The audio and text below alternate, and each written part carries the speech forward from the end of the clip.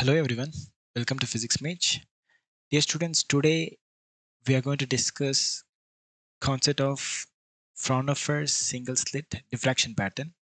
I'm sure some of you know this using NCRT approach, and some students usually will not be convinced with NCRT approach, saying like why we have to divide a slit into number of zones and all those things, and to satisfy that kind of doubts, right? I have planned to give you a different approach. So let's see, can we get a new insight into single slit diffraction pattern with this approach?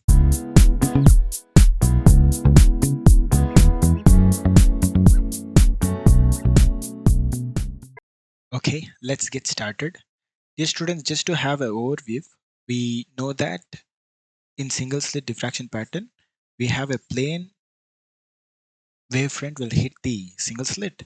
As a consequence, they will undergo diffraction at the edges, and you know that there can be infinite number of sources can be imagined because you have a wavefront reaching their plane wavefront, and every single point on this plane wavefront acts themselves as a new source according to Huygens wave theory, and they will produce disturbance, and these disturbance will form this kind of pattern. Okay, and we also have developed using the concept of that zone formation, where we can imagine that the entire slit will be divided into two halves.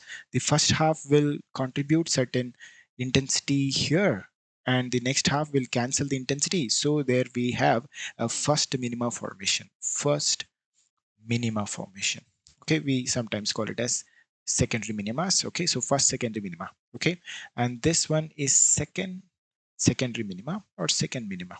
Okay, so like this we can draw here also like first and second.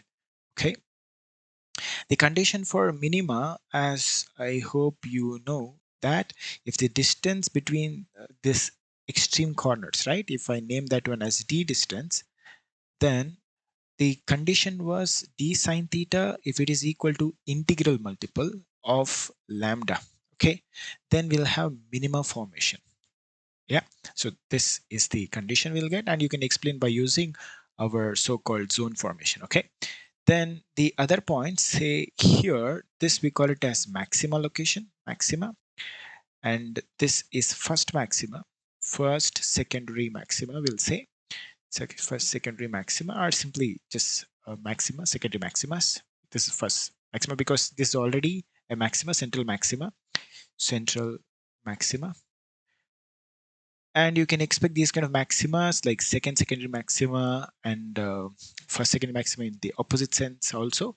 So the condition for maxima, if you think, is going to be d sine theta equals 2n plus 1 and lambda by 2.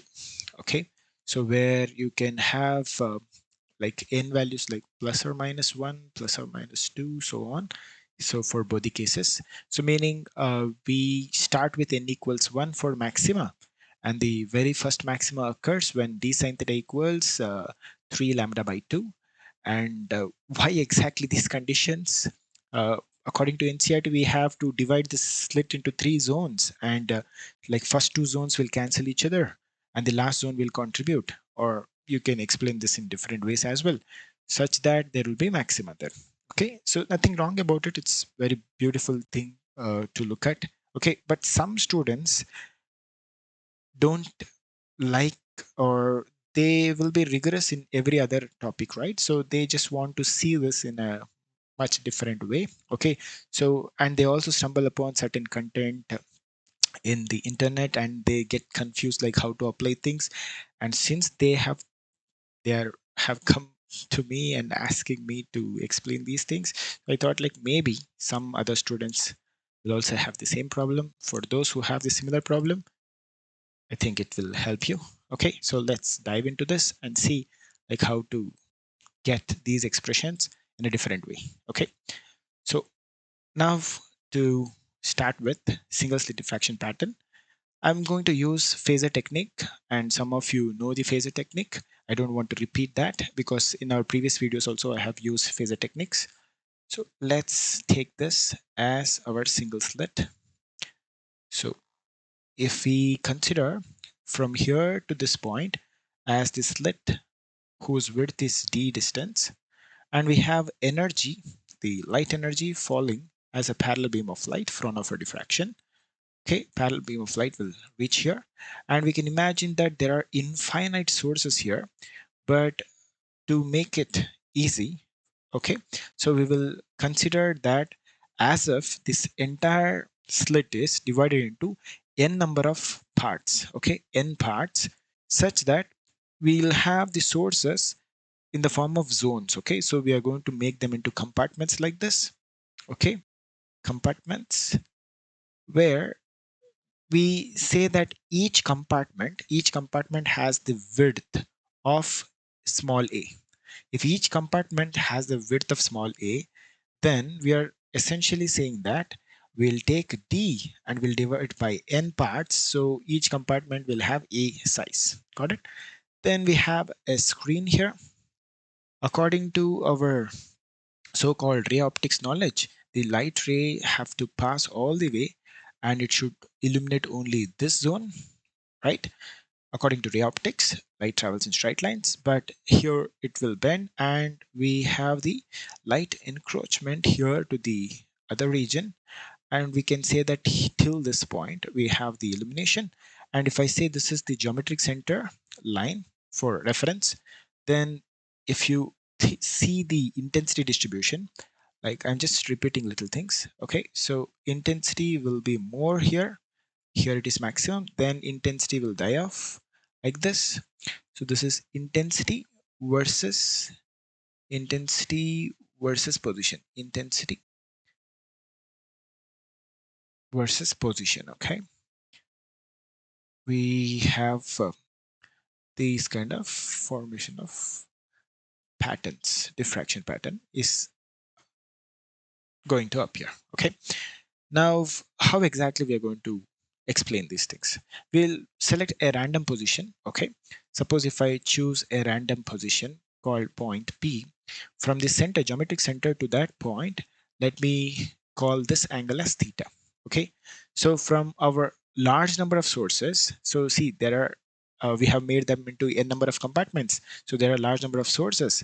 From each source, energy reaching at the point P, and you can think like the energy from this slit, the energy coming from that slit will reach, and energy coming from the next slit will also reach there. Suppose if you see that these two rays, the energy coming from the second slit, right, second one, just here we have marked, right? So if you observe, there is that additional path that is traveled by it, right? The additional path it is traveling, that is given by a times of sine theta. Okay, so this is our regular approach to find the excess path traveled. Okay, so that length delta L is a sine theta, and you can think that, sir, why only theta? Because see, the point P is considered in such a way that far distance away, let me say d distance away from it, and this slit itself is small slit. Okay, so you can consider all the angles are almost theta itself. Fine.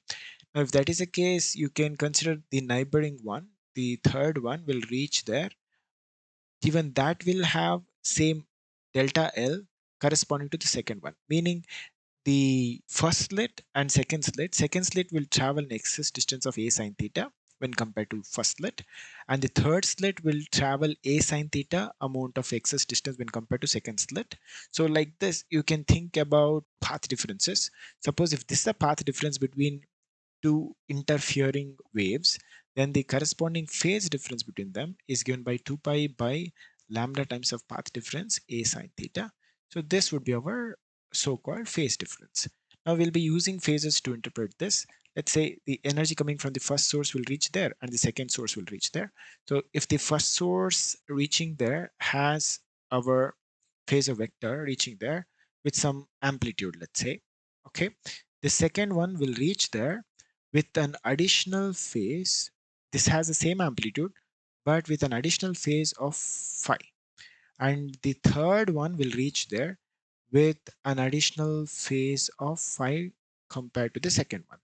And the fourth one will reach with additional phase of phi.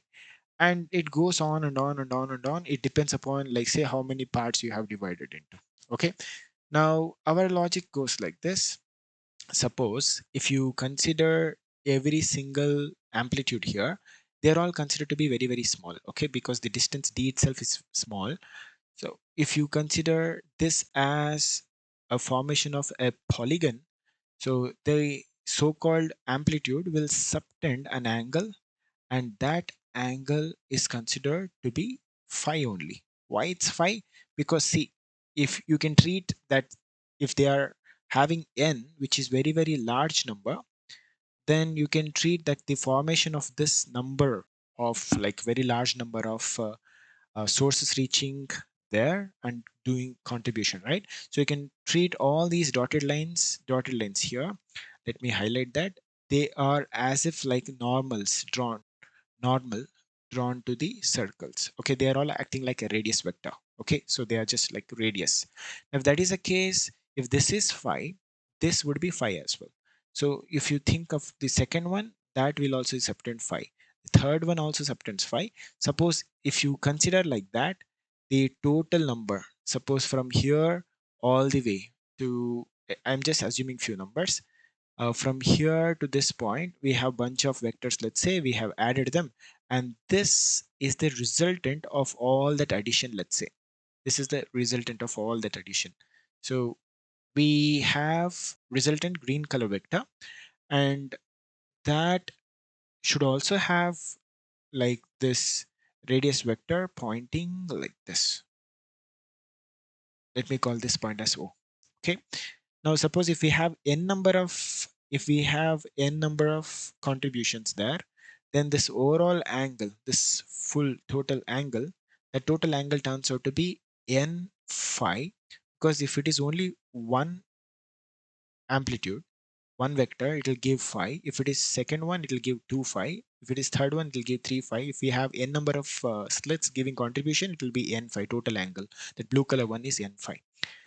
Then this resultant amplitude, let me write the green color as AR. So you can use little bit of trigonometry and say that AR by 2 can be written as sine of like R times sine of n phi by 2.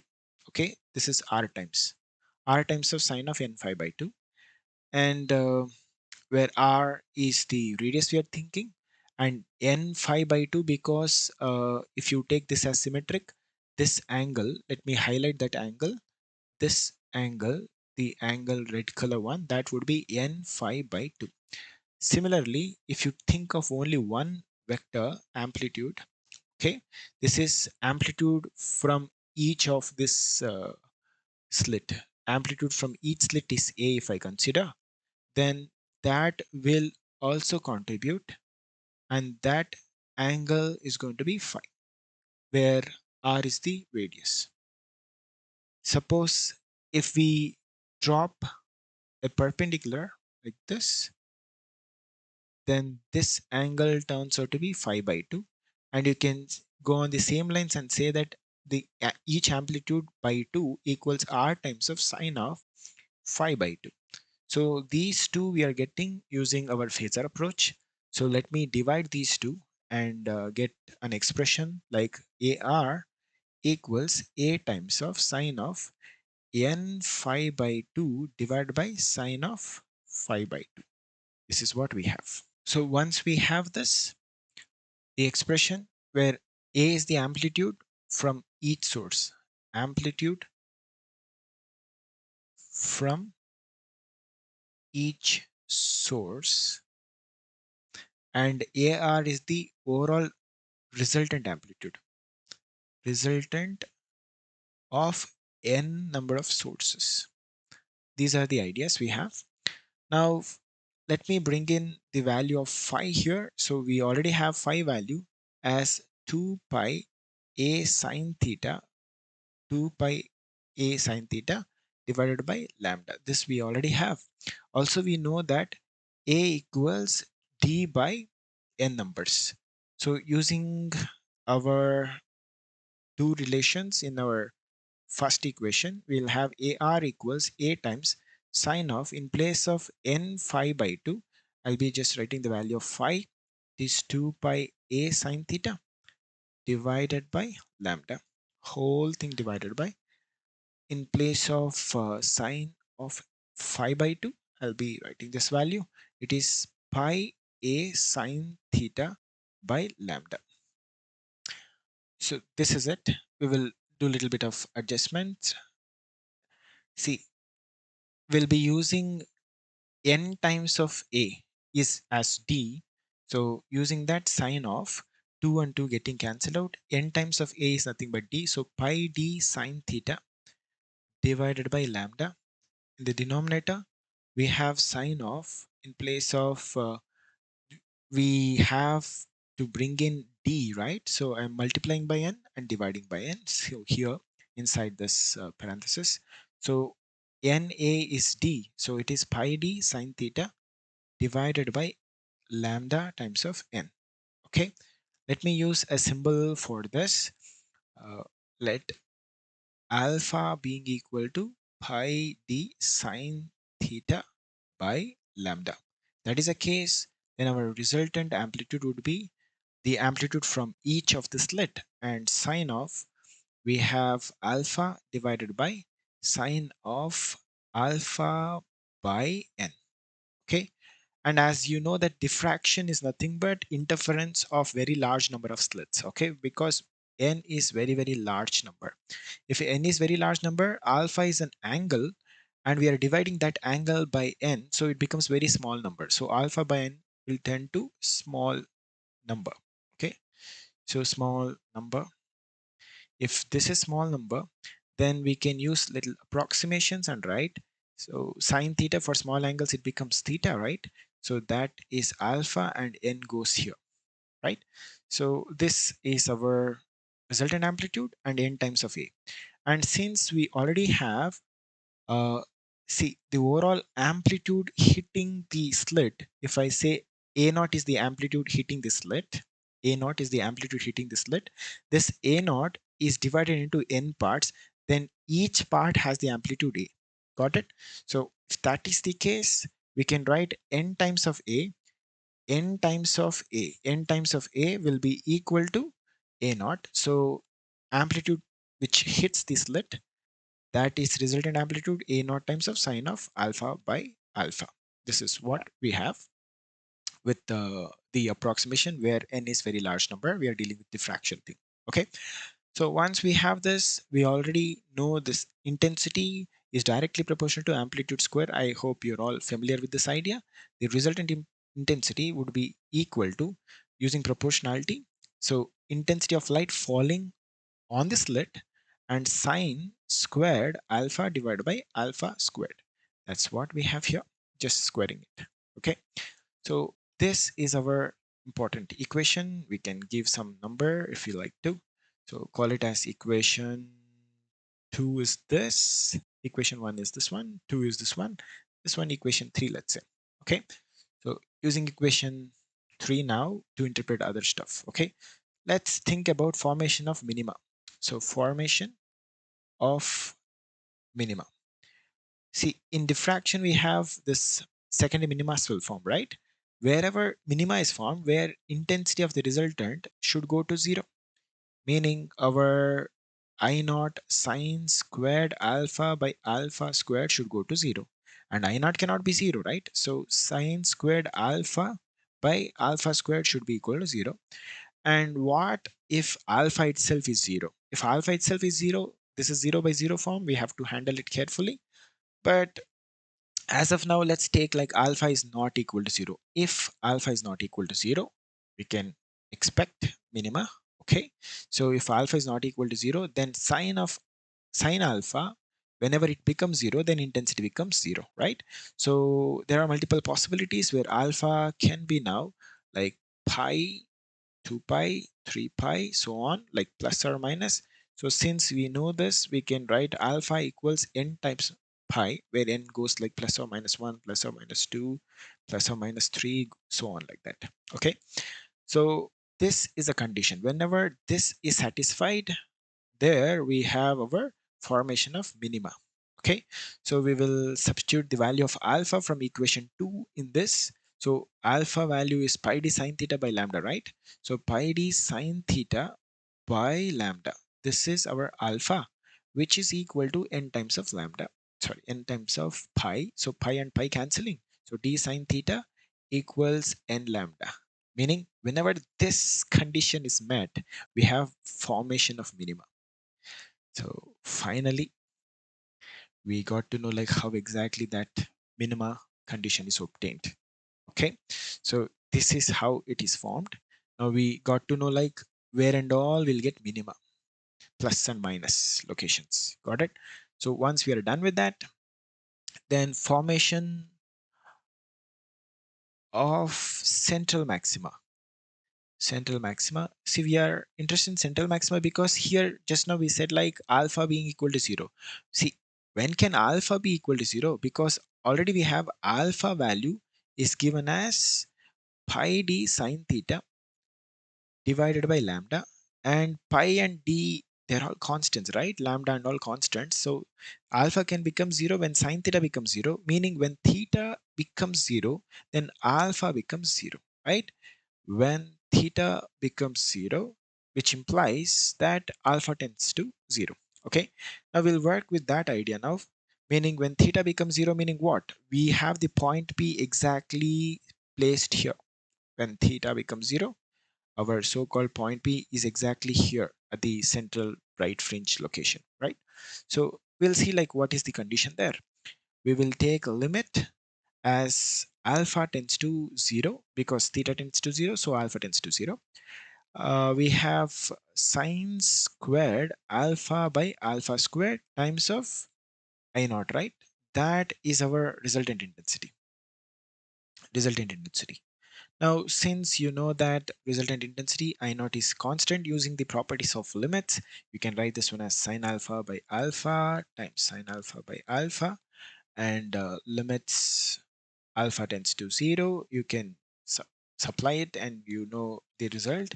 So I hope you know the sine theta by theta when limit of theta tends to 0 will be 1 year. So using that logic, you got to see that the resultant intensity at the theta equals 0 condition, right? It will be exactly the intensity of light which is falling on the slit. Okay, so that's the reason you'll see the maximum intensity at that point, and it dies off as we move left and right, okay, or up and down. Okay, so that is about formation of central maxima. So what next? Then how about formation of secondary minima, secondary maximas, right? Secondary maximas.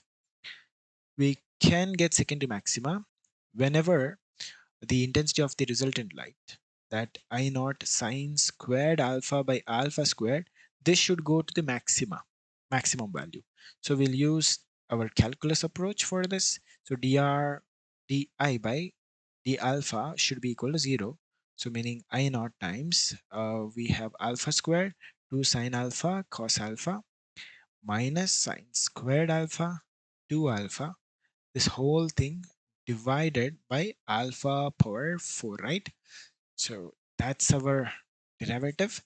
Now, anyways, alpha is not equal to 0 because we already discussed that condition in the previous slide, right?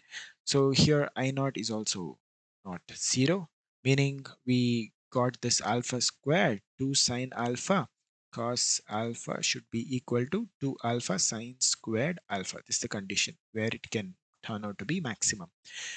Just simplify this 2 alpha getting cancelled out, sine alpha. So tan alpha would be equal to alpha. So this is the condition we got. This is the condition.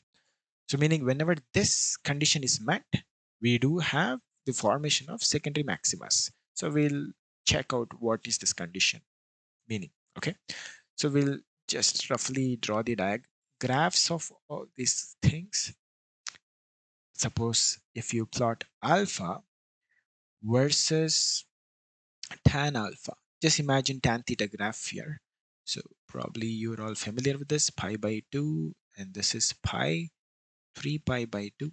and 2 pi, 5 pi by 2, and 3 pi, 7 pi by 2, and so on. Okay, here left hand side minus pi by 2 and minus pi and minus 3 pi by 2 and minus 2 pi minus 5 pi by 2 and minus 3 pi. So we'll just leave it like that. Okay, so this minus 5 pi by 2. So the tan function graphs, right? So I hope you're all familiar with this. Just rough graphs here. So we will plot them to get an idea. So we will, okay. Suppose if you think of the tan alpha function will go like this. So tan alpha we are dealing with, it goes like this, and reaches its infinity thing, and here reaches infinity, and you can do the same thing for every single curve. Okay, so we have this reaching there. I'm just roughly drawing here. I hope you got the logic what I'm trying to do.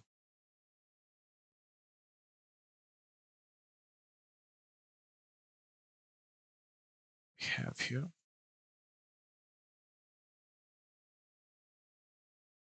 okay, now we'll plan for alpha versus alpha.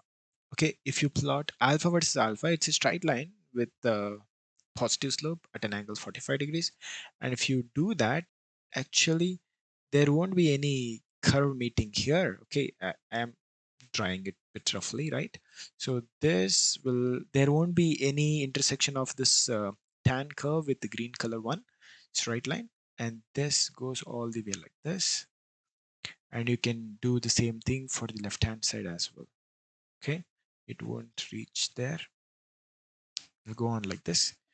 So if you observe, there will be curves here as well, just for identification. Okay, now wherever tan alpha becomes equal to alpha, there we have maxima, meaning the intersection points are the points where tan alpha is becoming equal to alpha. So there is one point here, another point here, one more point here. So like this, we have one more point here, like that. You can go on left and right. So as you can observe, the first intersection, this is first, right? First intersection, this is second intersection, and third.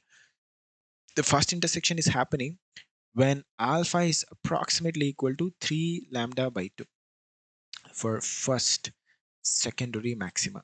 Secondary maxima. And for secondary maxima, you can check secondary maxima. You can see that alpha should be approximately equal to, for the second it is 5 pi by 2, and similarly for third one it is 7 pi by 2, and so on. And it also happens in the left hand side. So the first one in the left hand side is minus 3 pi by 2 is also possible, and minus 5 pi by 2 is also possible, so on. Okay, meaning if you want to generalize this, now alpha should be equal to, see, odd multiples of pi by 2. So 2n plus 1 times of pi by 2 is a condition where we can expect the secondary maximas, okay, where n can go like plus or minus 1, plus or minus 2, so on like that, not n equals 0. Okay, because there is no such an intersection point from minus pi by 2 to plus pi by 2. Fine then, so we got some condition here. So alpha equals, equation 2 says alpha equals pi d sine theta by lambda, right? So pi d sine theta by lambda should be equal to 2n plus 1 times of pi by 2. This is what we got here. Okay, so just cancel the terms. You will get d sine theta should be equal to 2n plus 1 times of lambda by 2, meaning this is an approximation. Whenever this condition is met, we have secondary maxima formation. So I think finally you got some idea. So this is just to help those students who are really interested in learning diffraction through single slit Fraunhofer condition. Okay, so I hope you got the idea. Now we'll just quickly complete this. See, we have this intensity distribution, right? Like at the alpha value being equal to 0, where theta itself is being 0. So let me keep it like alpha being equal to 0 here. If alpha being equal to 0, the intensity is I naught maximum, then it dies off like this and it goes like this and this. So in some books you would have seen like the intensities of these things, you're supposed to memorize this intensity and this intensity and all, like I dash and I double dash. How do we get that? See, these are the intensities we'll get by just substituting these conditions, secondary maximum condition. Okay, so I naught sine squared alpha by alpha squared, right? We know that for secondary maximas, the first one, so for I dash formation, alpha should be equal to 3 pi by 2 approximately. So you can use approximation, no problem. So I naught, we have sine of like 3 pi by 2 is going to be -1, and you square it will become 1, and that divided by, so it is 9 pi squared by 4. So your I dash turns out to be 4 I naught by 9 times of pi squared. So usually you'll write pi squared as 10 and you can simplify it. Okay, so the next one is going to be you have to substitute alpha as 5 pi by 2. So 5 pi by 2, if you substitute, just same story. We'll have I naught times alpha is 5. So 25 pi squared times of 4 will come here. So I double dash would be 4 times of I naught by 25 pi squared. Now you can check out the results that they have given in the books, in different books, and see like whether these values and they are matching or not. Okay, so these are good approximations, and you just you can use it because the curve, right, it will meet, and as the angle becomes more, it becomes more accurate. Okay, so these are the ideas. Suppose if you are interested in some other point, some other location, okay, then you have to actually see like what is the theta there from the central positioning, then find out the alpha by using pi d sine theta by lambda, then use that in our intensity expression where I naught sine squared alpha by alpha squared. Use in this one, you'll get intensity at a specific location. Okay, so that's it, guys. I hope you've learned something new. And if you really understood this, so please share this to your friends. Thank you, everyone.